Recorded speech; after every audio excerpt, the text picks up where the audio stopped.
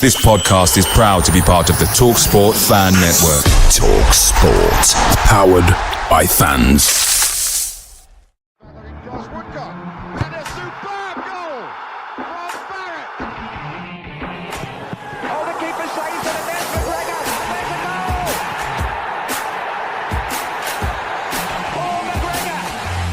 Robertson, the first time we've seen them attack them, and there's Francis! Well, that's what I wanted to see Robertson do! Robertson getting his shot in, and a goal! Robertson!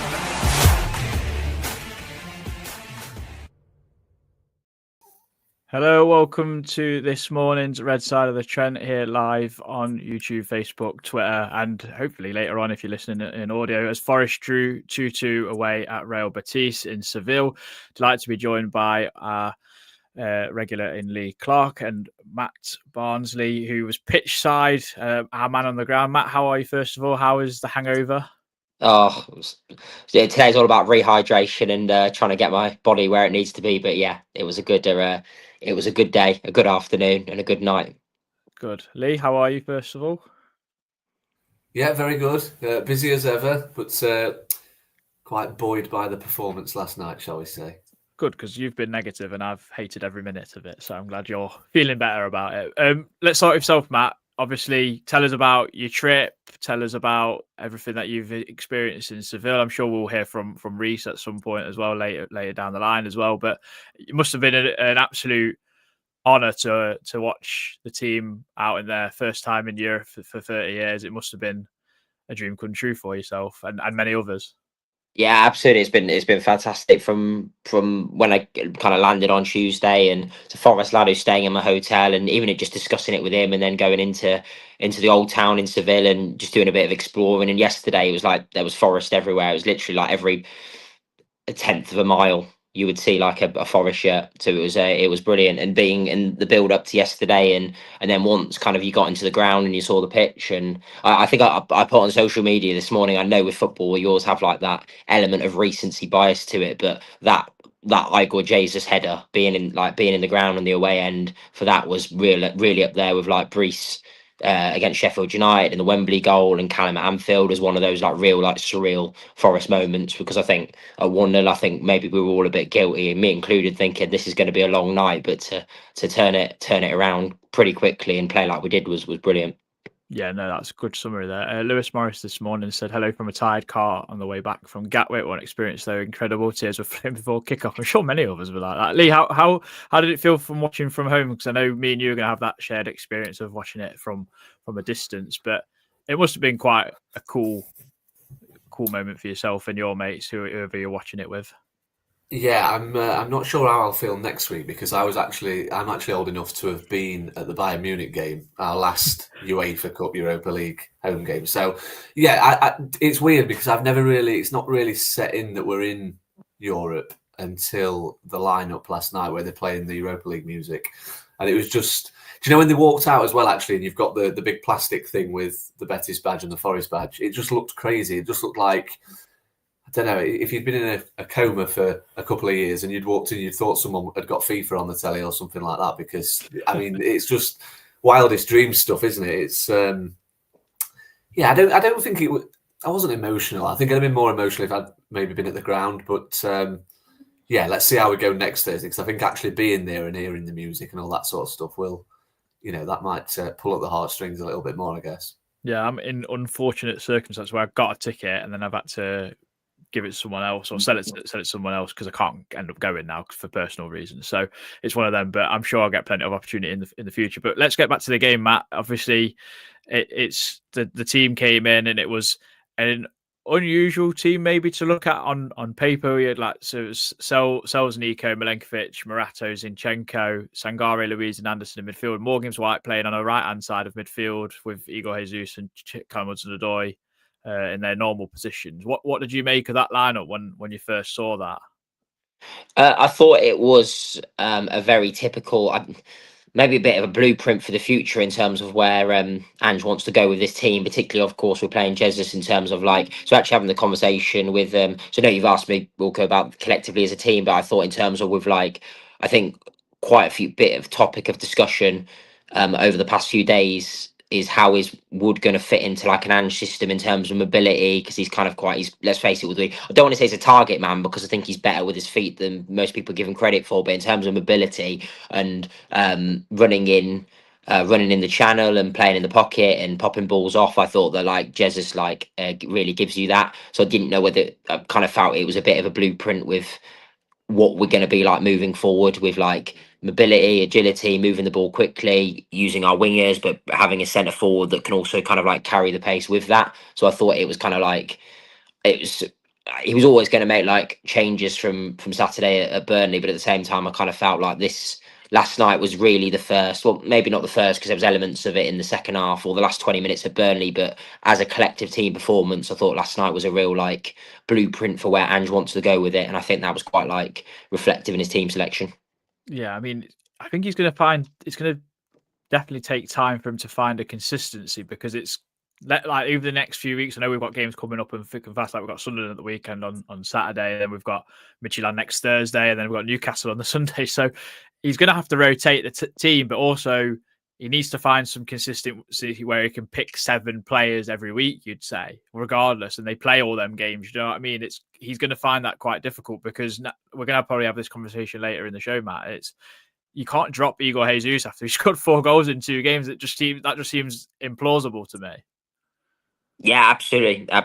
And I think as well with Jesus, I think it's also a bit of a I know with nowadays with football and social media and like the volatility and the fickle nature of it, that everybody wants everything here and now. But I think like Jesus is like a pure example of, you've got to, when we sign a player, you've got to give him time to adapt and get minutes and show what he can do. Because if you were to listen to half of our fan base after watching Jesus for 50 minutes in pre-season, he's a dud, he's a write-off, he's another Jota Silva, whatever, albeit in a different position. But it's like I said, it's like you give player minutes time, and like I said, they show what they can do. And I think both in the Swansea game and on Saturday as well at Burnley, where he almost scored the winner if it wasn't for a great save from Dubravka, and then last night I think he's like really like coming into his own, and I think they found a real gem who's going to pop up and score goals for us. Yeah, hopefully. Lee, the game started off, I thought we were quite confident. I thought we looked like a team that's played in Europe before. I thought we controlled the game early doors, but as Forest do Forest things, it's not always quite that easy. And Betis hit us on the break and score a goal, which I think if we look back at that in the analysis room this morning as a team, I think we'll say we should have done way better with it. Yeah, a couple of errors. Well, a few errors, I suppose. Zinchenko gets caught out of position, which we've got to live to expect, I suppose. It's just what he does with this inverted strategy he's been given. Morato just lets... I can't remember who it was now. Was it Anthony? I think it's Anthony. It was, wasn't it? Yeah, he just lets him glide past him, doesn't he? But to be fair to Morato, he's only out that far because Zinchenko's out of position.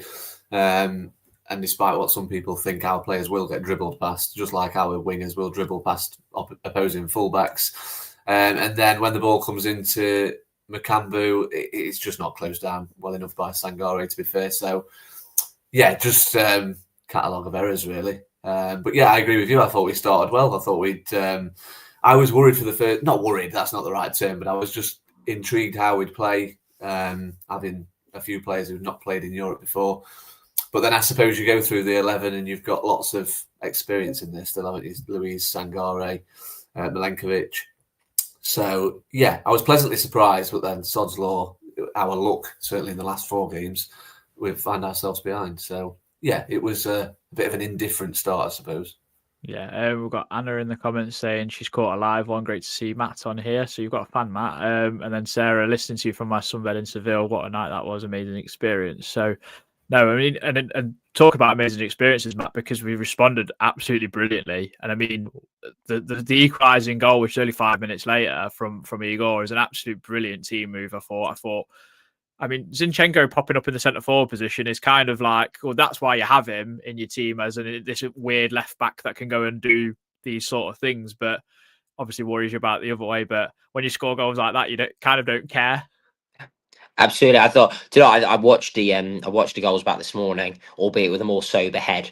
And the first goal, some of the I know, and I completely respect and appreciate people's reservations with us defensively, but some of the football that Ange's got us playing offensively, I mean, that first goal was incredible in terms of the way they work the ball, and it's like, and also as well, I think people like, I know it's, I don't want to say it's an art of strike play, but it's kind of like in the modern day game, the amount of players that would be offside or would get themselves offside from when that ball is played back across to enable Jesus to tap the ball in. So the whole thing was just like created incredibly, and like everybody was like knew their role in the team, including, like I said, Jesus. I know he had the simple thing of tapping the ball in, but keeping himself onside and being with the play when we worked the ball out to that right to be able to open them up to score. So it was a fantastic goal, fantastic goal.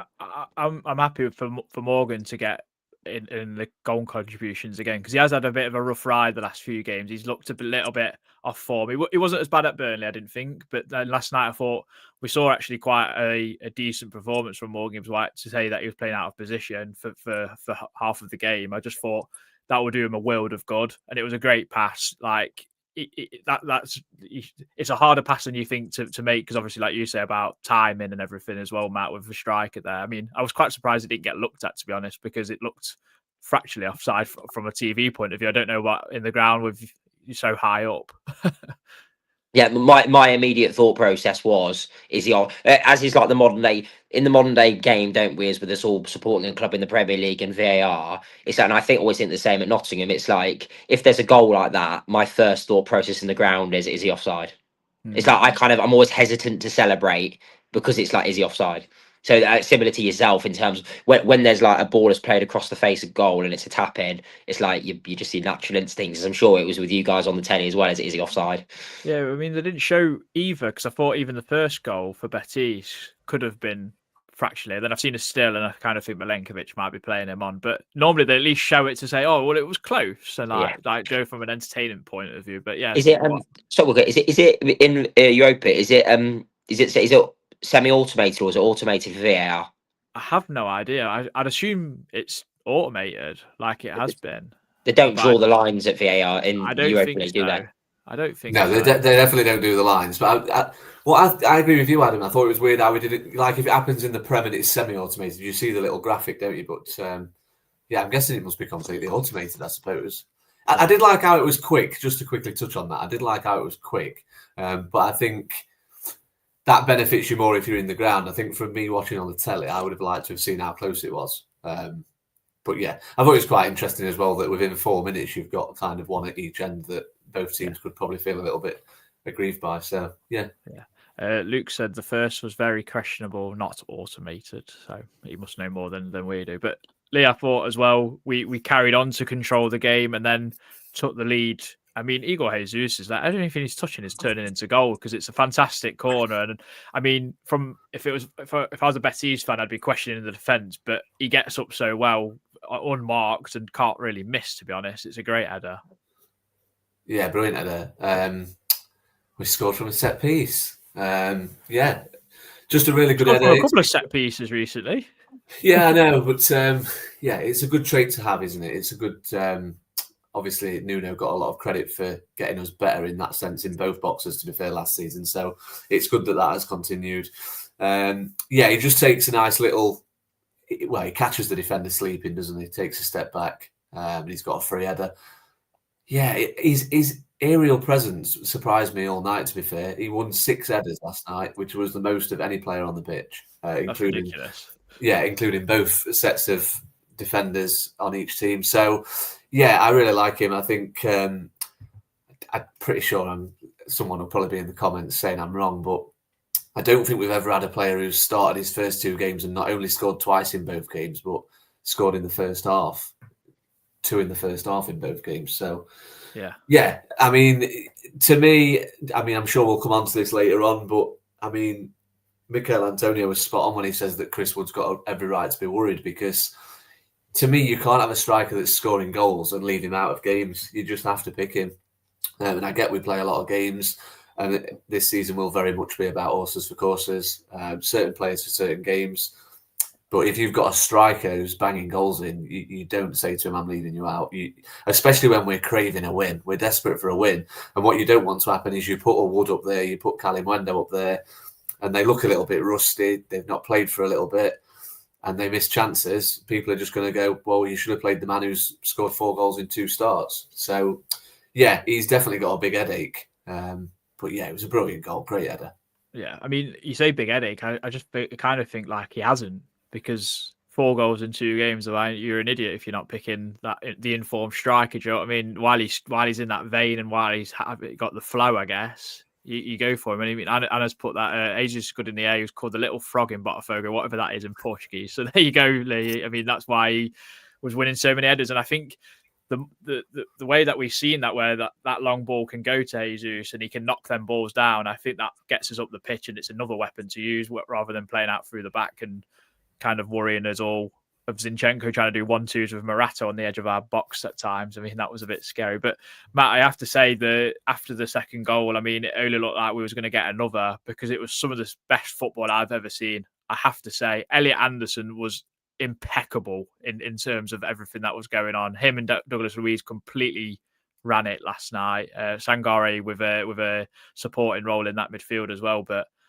it must have been an absolute joy for you lot to watch in the stands. I know you're very far away, but it must have looked great. Yeah, absolutely. I think it was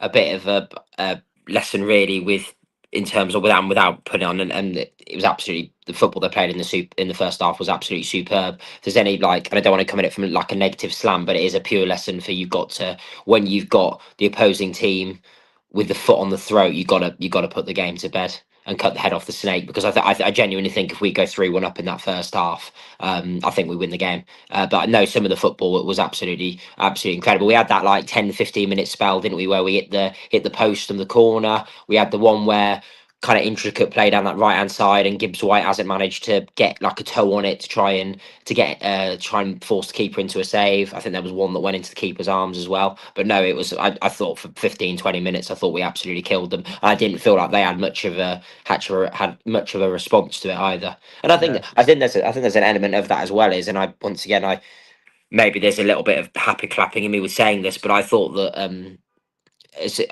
other than their goal, I thought defensively in the first half, I thought we were pretty sound, to be fair. I don't think at 2-1 I thought we were in complete control both offensively and defensively. I never felt in the first half that Betis were going to equalise. So, and I think that's testament and very positive for Ange as well. Yeah, no, I agree. I mean, Callum Hudson-Odoi, how he doesn't score from the corner, like you say, Mate, it must come at him quite quick and unexpectedly for him not to get a proper foot on that to steer it into the bottom corner. Because, like you say, that would be 3-1.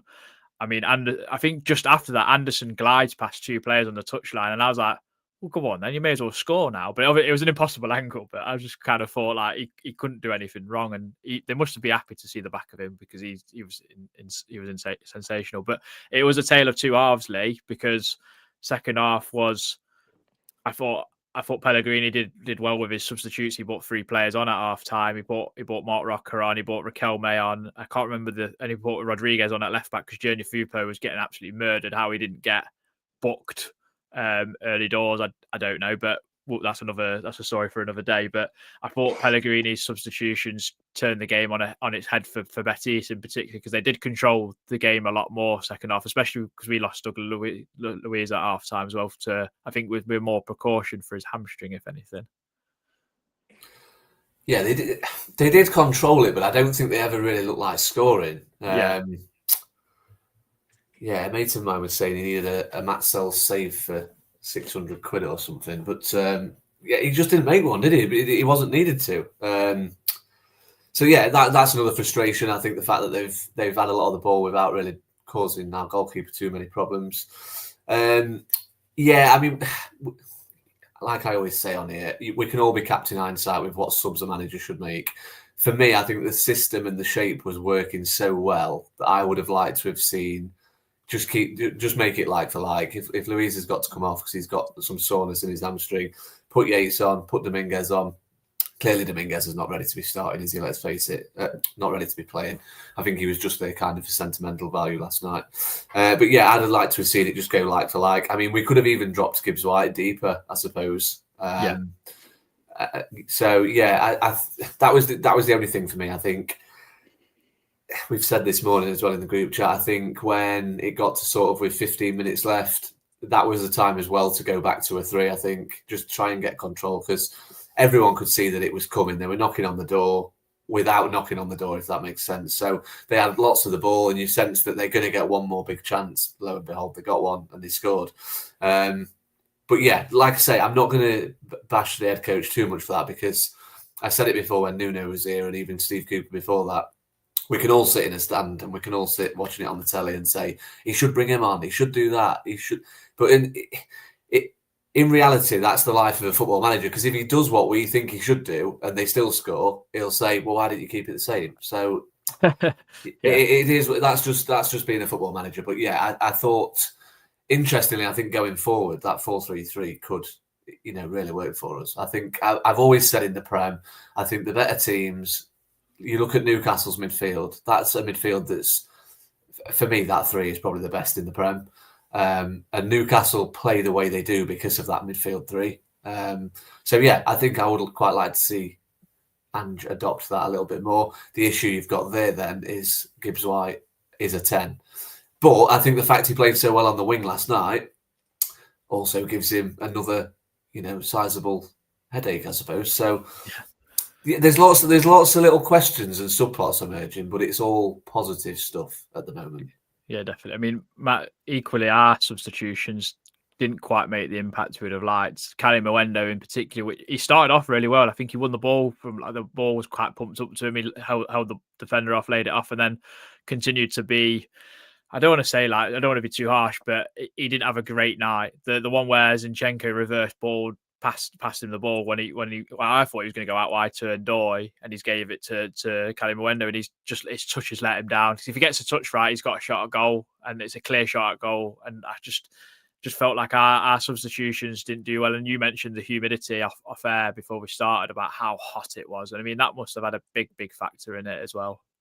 Absolutely, yeah. I was going to say, in terms of, I thought our substitutes were very ineffective. In terms, I completely got why I put Yatesy on, because to try and shore up the midfield and wrestle back a bit of control. But I thought Kaluembo and Ndoye were pretty ineffective and I know Betis had a lot of the ball, and our turnovers were very few and far between. But the few times that we did get Kaluembo into the game, or we got Ndoye away down that one side, it seemed like it was very, very wasteful. It seemed like and I know it's difficult for a player coming off the bench and coming into those conditions and the intensity of the game, but it just felt like, I know the Kaluembo one where they've worked the ball and he's literally a decent touch and he's got like you say, he's got a strike on goal, but it felt like that was pretty similar with Ndoye as well. There was a few times where we worked him down that one side, and he had space and grass to run into, and it was either like a poor touch of the ball or didn't maybe accelerate, and it just kind of seemed to I felt like the substitutions were pretty ineffective, which I to be honest with you, I think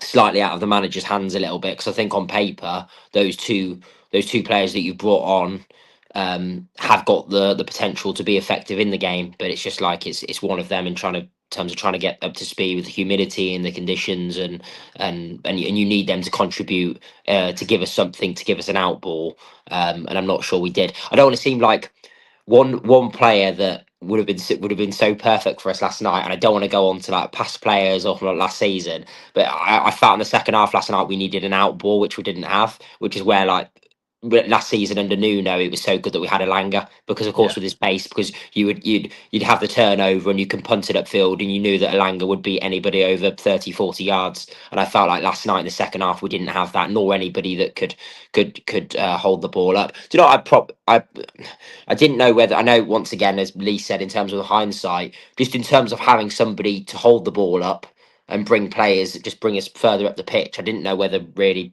bringing Wood on may well have been a better shout because of what he brings in terms of being quite a big figure and can hold up the ball and bring everybody further up the pitch.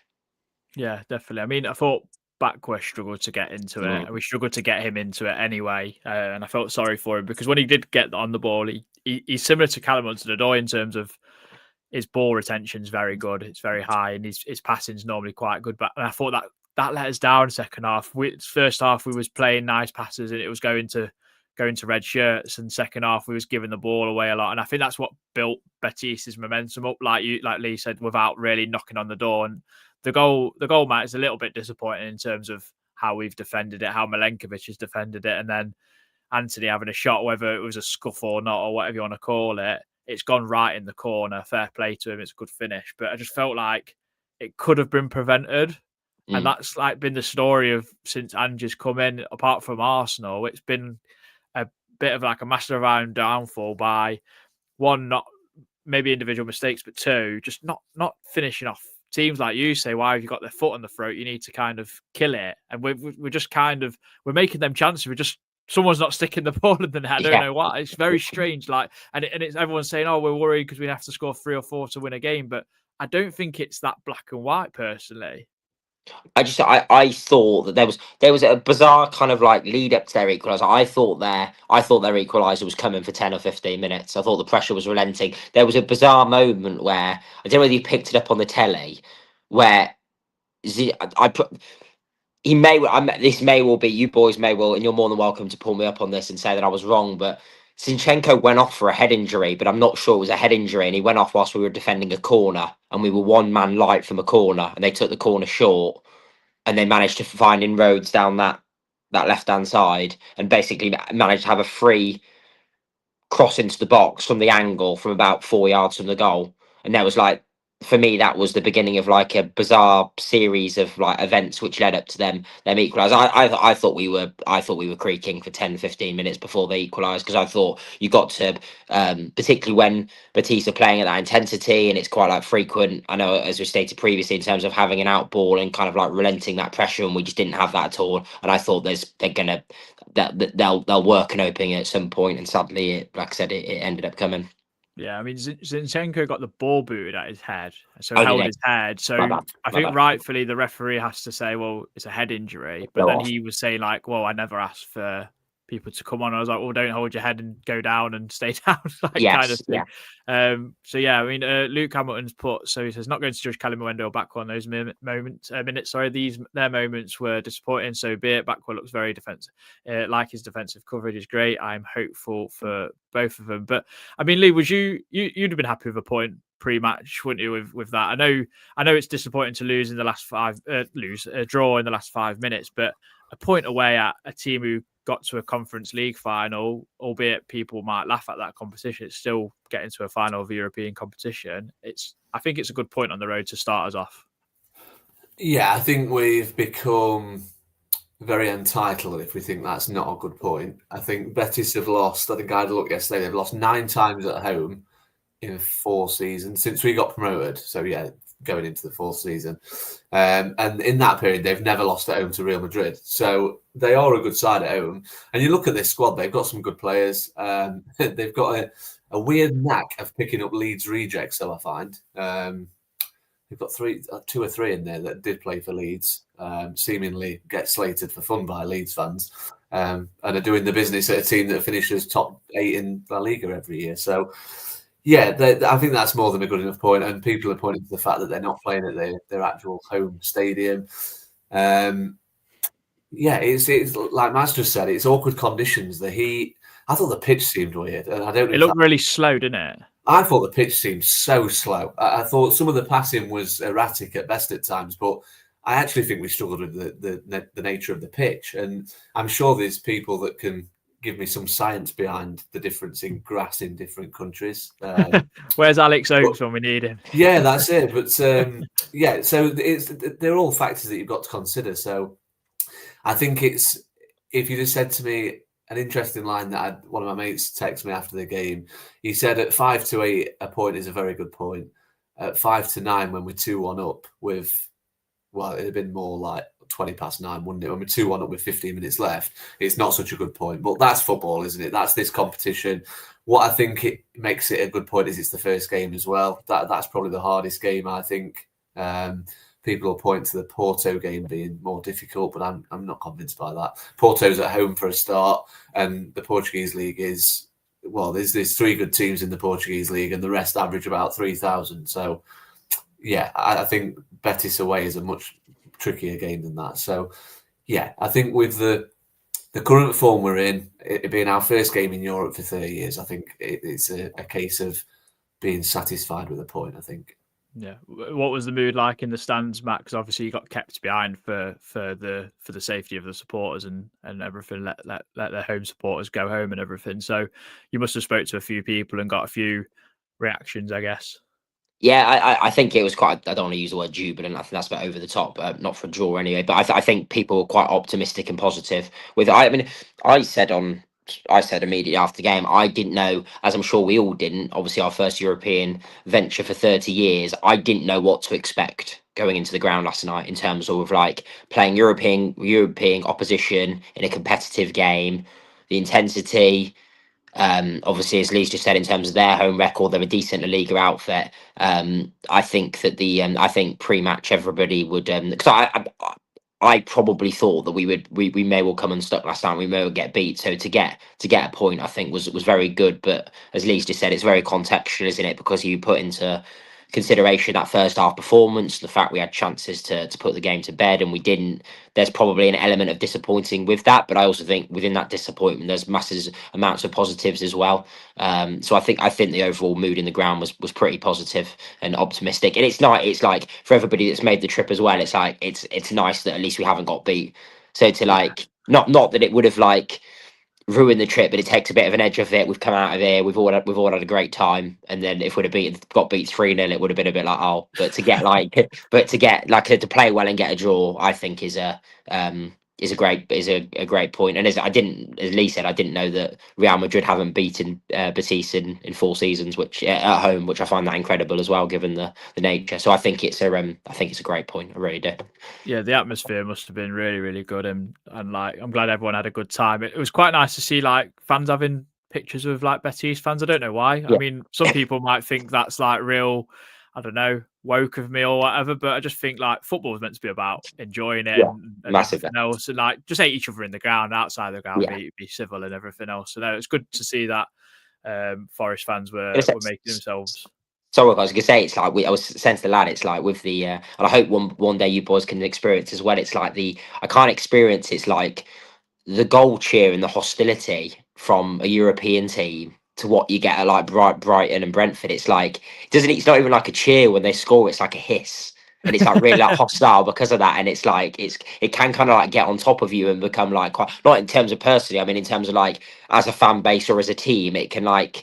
That can become quite a lot hostile and difficult to kind of play in and to not let kind of like things get away from you. And I think that was a pleasing thing for me, really. I know there wasn't that much time left, and I was really delighted when it came up for 3 minutes, but I was quite pleased that after 2-2 we managed to shut the game down pretty well in terms of like if we can't win here, let's make sure we don't get beat. And to be honest with you, I'm not sure that's something that Nuno did particularly well in terms of with like always felt like maybe we had like a bit of a collapse in us. So I thought testament to us, and once again I get people's reservations with the defending, but I thought we shut the game down pretty well at 2-2 to be fair.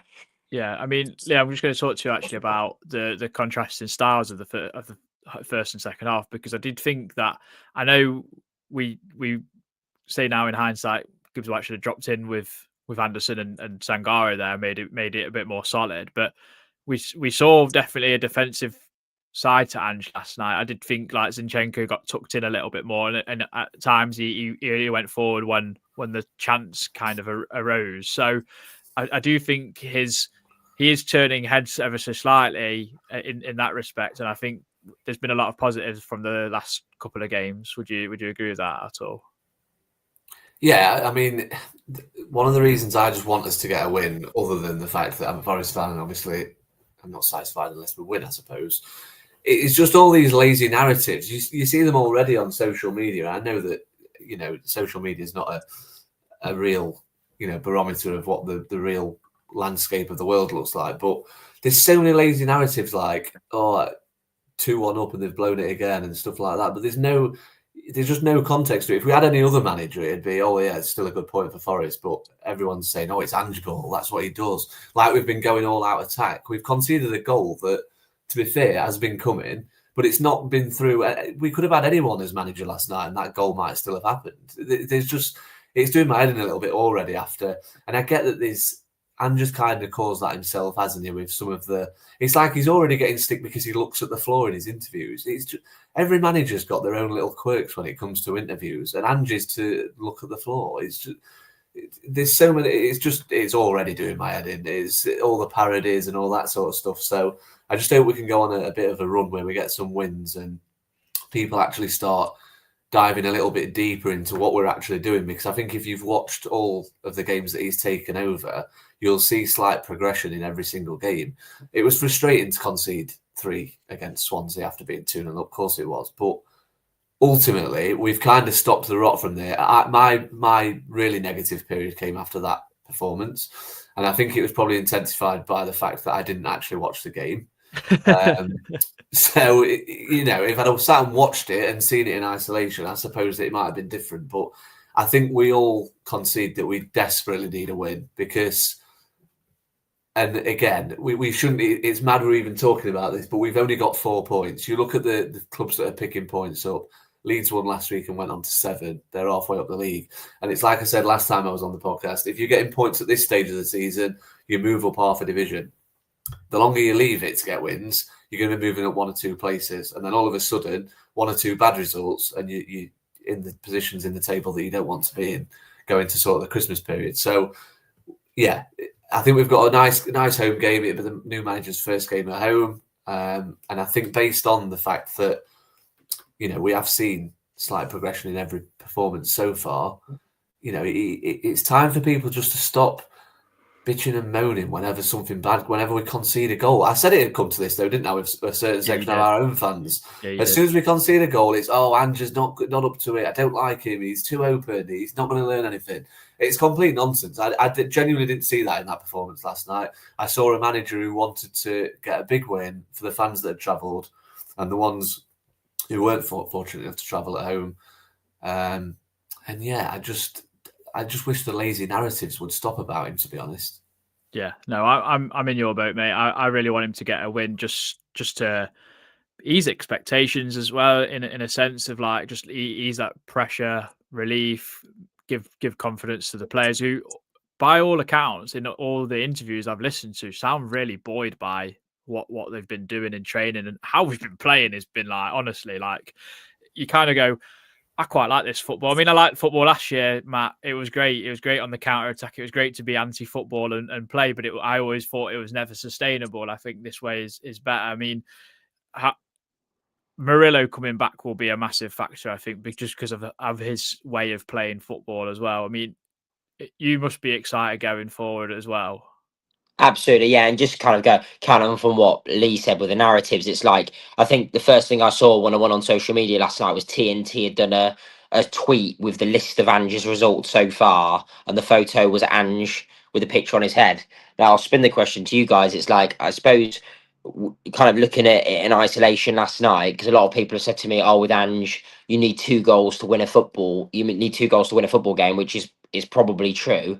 But having said that, I suppose the caveat to that was last season under Nuno is the fact of if we went 1-0 down in a game of football, it was game over. So I suppose is last night, if we go 1-0 down under Nuno in that environment, do we see the first half showing that we saw and turn the game on its head and got into a winning position? I don't know. Absolutely not. No chance. So it's like that's what I mean. Yeah, I really firmly believe that. Go on, Lee. Can I just add as well? And I know that Christian will probably give me flack for this, but taking aside the fact when he's having jokes with reporters, saying mate and stuff like that, that is nonsense. He shouldn't be lauded for that. But anyone who is saying they prefer Nuno's press conferences and chats with the media to Ange's is honestly barking mad. Because Nuno's press conferences were absolutely dire. You could have the copy of and the transcript of the previous week's press conference, and it would be the exact same from one week to the next. And you know what? We kind of loved him for it when he was our manager, because it was like almost sticking 2 fingers up to the media as though to say, yeah, you're not getting anything out of me. Cooper was a bit similar, weren't he, to a certain extent, with him saying that, he's got a really bad injury. Scott McKenna's got a really bad injury, and then he plays at Blackpool away the next game. But yeah, anyone who's saying that I've seen it already. Like, I'm not happy with his press conferences. He's always looking at 4, and he don't really answer questions. His press conferences are loads better. he answers questions like a human being should answer questions. He goes into detail about individual players and the training programs they're on. I just, again, it's another lazy narrative that I think some of our fans want to use to try and get him out already. Bad news for everyone. He's got an 18-month contract. Marinakis likes his style of football. He's going to give him months and months and months to get it right. That's reality.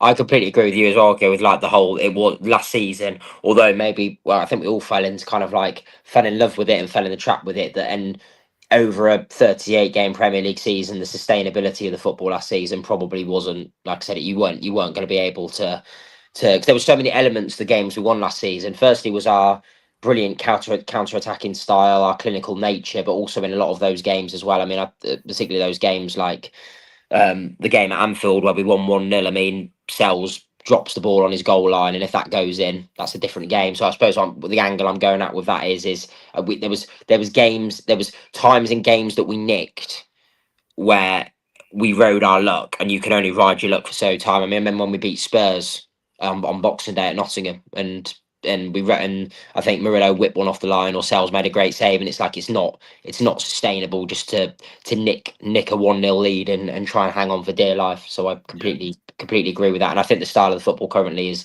definitely the way to go. The way I see it as well is last season under Ange at Tottenham, he obviously prioritised the Europa League. That's quite evident. He also had a lot of injuries, and people might say that was the way they played, the way they trained. That also might have some bearing factor in it. But for the Europa League, he showed that he can play the counter-attacking way. He showed that last night in terms of the second half. I thought we just like you mentioned, Matt. We ran out of legs. We ran the subs didn't quite get to grips with the game or anything. So on another day, we get that right. He's still trying to figure out this team and figure out what's best to do. It's such a shame that Amari Hutchinson's not part of that squad, because I think the game was there for him as someone that is a good ball carrier. Looked good against Swansea. I might expect to see him against Sunderland, but yeah, we will push on and we'll get some slept on it thoughts from everyone. Red side of the Trent. Slept on it thoughts.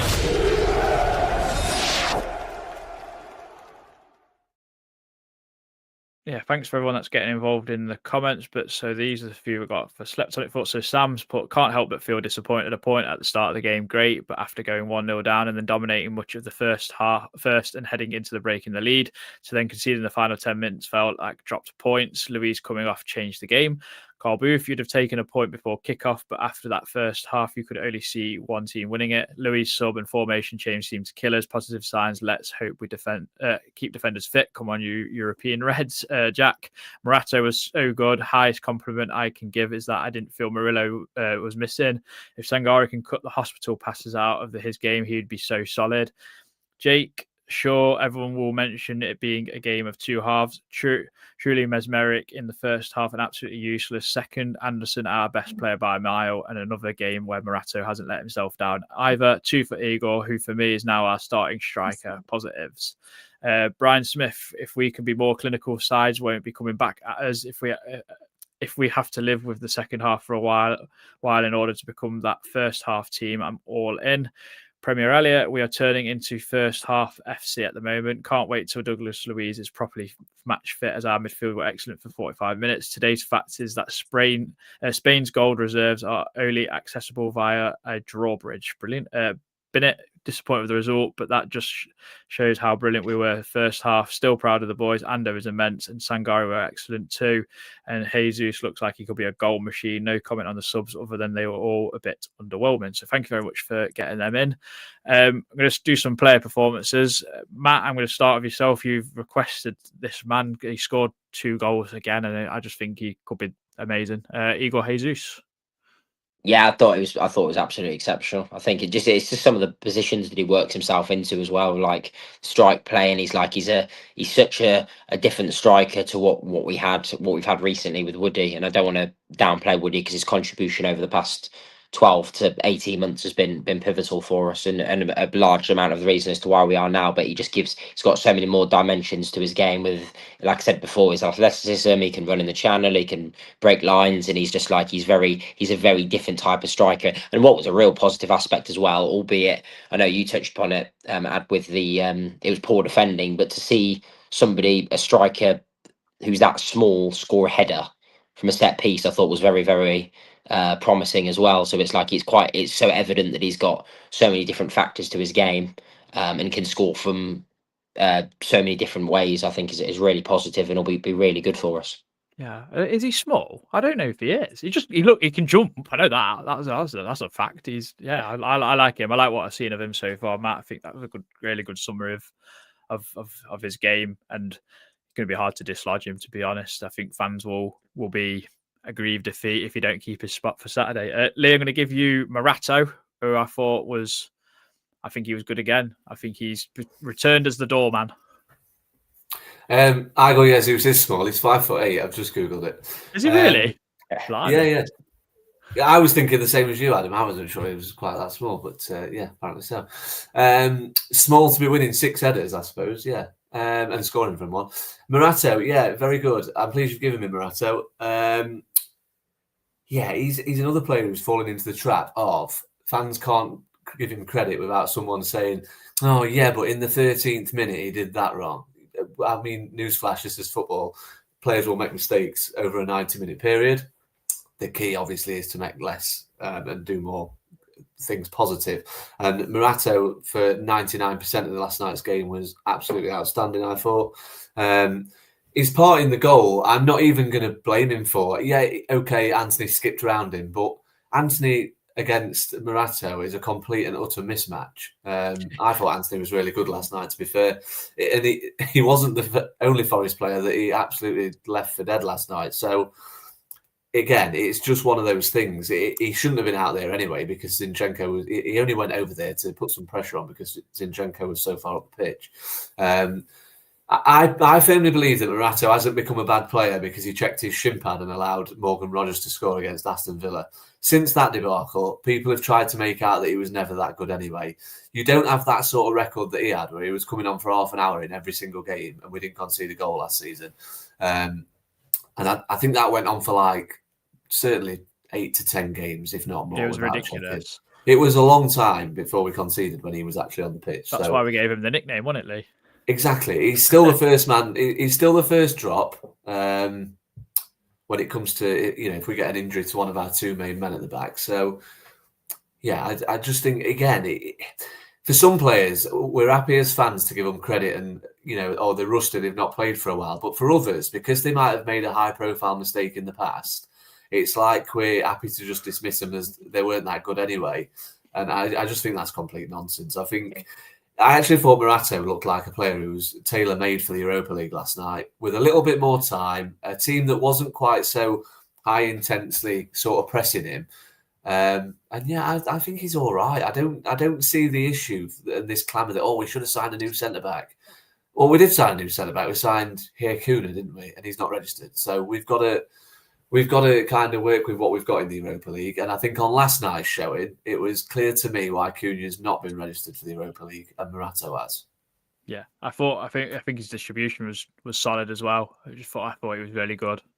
So yeah, more to come. I think the more times he plays, I think the better he looks, to be honest. And I think that's the same with a lot of different players. So yeah, Matt, I'm going to give you.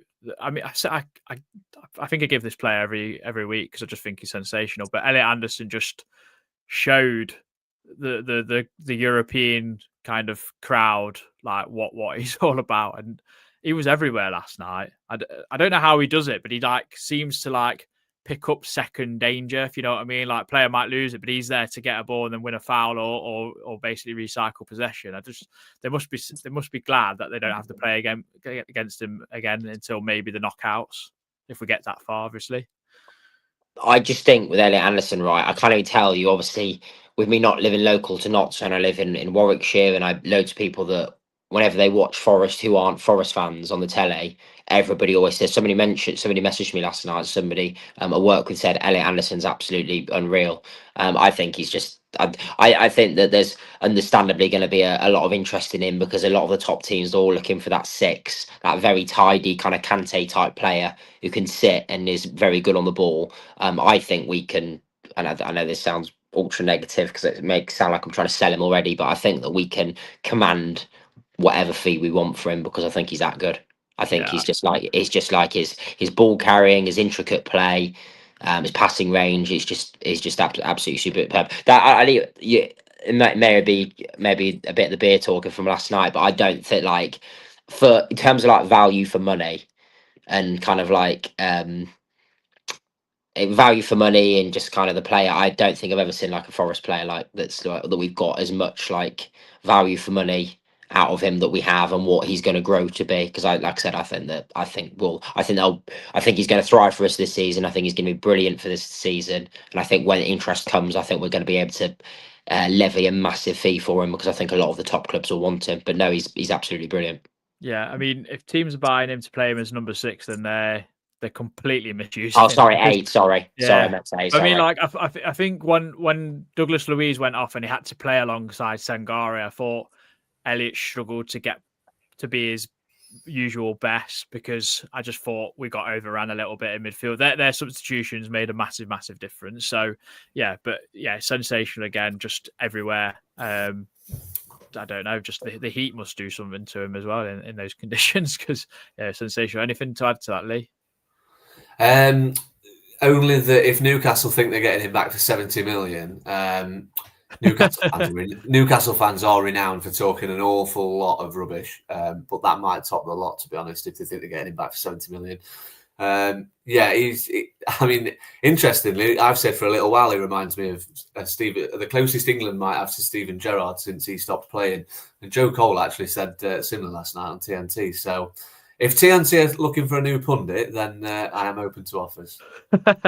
Brilliant. Last player for you, Lee, I'm going to give you, and I think he's dividing a little bit of opinion, but for good and bad reasons, I guess. But it's Zinchenko, who I thought showed why he's been at clubs like Arsenal and Man City, but also shown why maybe he's not really a left back either. Yeah, I don't actually think Zinchenko's done anything that I expected him not to do just yet. Really good going forward and technically on the ball, but very suspect defensively.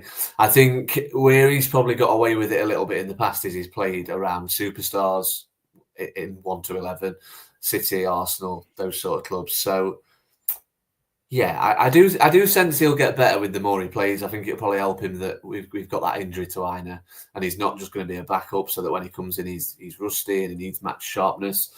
I do sense that the more he plays, the better he'll get. And it'll also be interesting to see him play when Murillo's in the team as well, because obviously, you know, you've got a player who's slightly quicker and slightly more averse to going out wide to cut things off. So yeah, I mean, I've got to be honest. I think it's great that we've got this sort of football going forward. It's easy to see why Marinakis wants it. Do I like my fullbacks inverted into the middle of the pitch? Not really. I don't think we're quite there yet. I don't think we're quite that sort of team yet. That sounds really negative, doesn't it? But I hope it doesn't come across like that. I'm very old-fashioned in the sense that if it's a back four, it plays as a back four.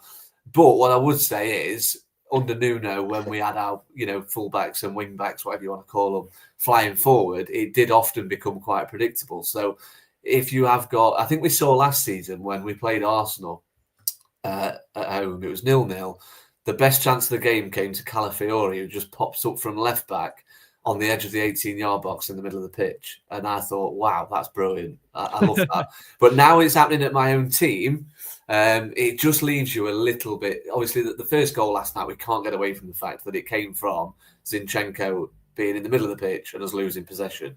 Obviously, it's not his fault that we lost possession, but there's got to be more of a desire to get back in that situation. And there's got to be more of an understanding that if he's not there, who's kind of picking up the pieces at the back. So, again, it's just another thing that is a work in progress. But, again, I don't think Zinchenko has been anything other than I expected at the moment. But that's not necessarily me saying that I think he's rubbish, because he's not. Yeah, I mean, I think what the correct term to use might be is it feels uncomfortable and unnatural for us to see, I guess, because it is weird. But the good things I like about him, I mean, he pops up in the centre forward position to lay the ball off to Elliot Anderson for the first goal, and that creates that move. It gives Jesus even more space because he's already on the move. Do you know what I mean? He's not to lay the ball off and spin or whatever. I don't know. And then when that chance he creates for Cali Mwendo, he's in the centre of the pitch picking the ball up and driving at the team because he's free. Like, and it does create like these situations, I guess. And I'm interested to see, like you say, when Murillo's there and he can cover, and he's going to be comfortable because he's comfortable in possession and with his speed that he's got. So yeah, I'm excited. Obviously got Sunderland at the weekend. Matt, I have no doubt that you'll be coming up for it, or you're not. I don't know.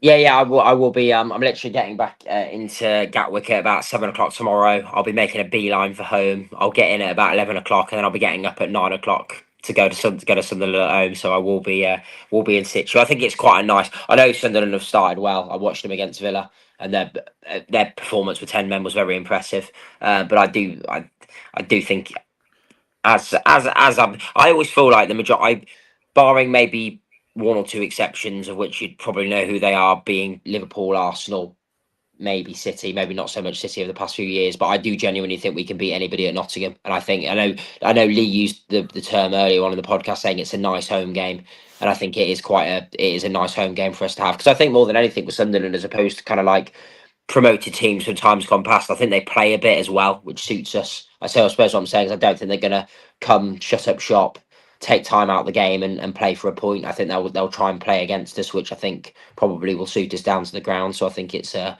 nice home game for us to have. And if we can get the win, if we get after the performance last night and getting our first point on the board in Europe, and then if we can win at Nottingham on Saturday, I think we've had a great week. I really do. Yeah, definitely. I think Sunderland, and I mean, I always speak to a Sunderland fan prior, but I do think it's a game they'll look at and go, we can go and get something at Forest. So therefore, like you say, they might open up a little bit more. It might allow us that. And I think, I don't know if you can make this judgment, Matt, but from the atmosphere last night and like how the fans were, do you think like it could lend itself to be quite a good atmosphere then, and maybe not as subdued as maybe some people might allude to online, that it could be under Ange Postecoglou, because some people aren't a fan of what of him coming in. Do you know what I mean?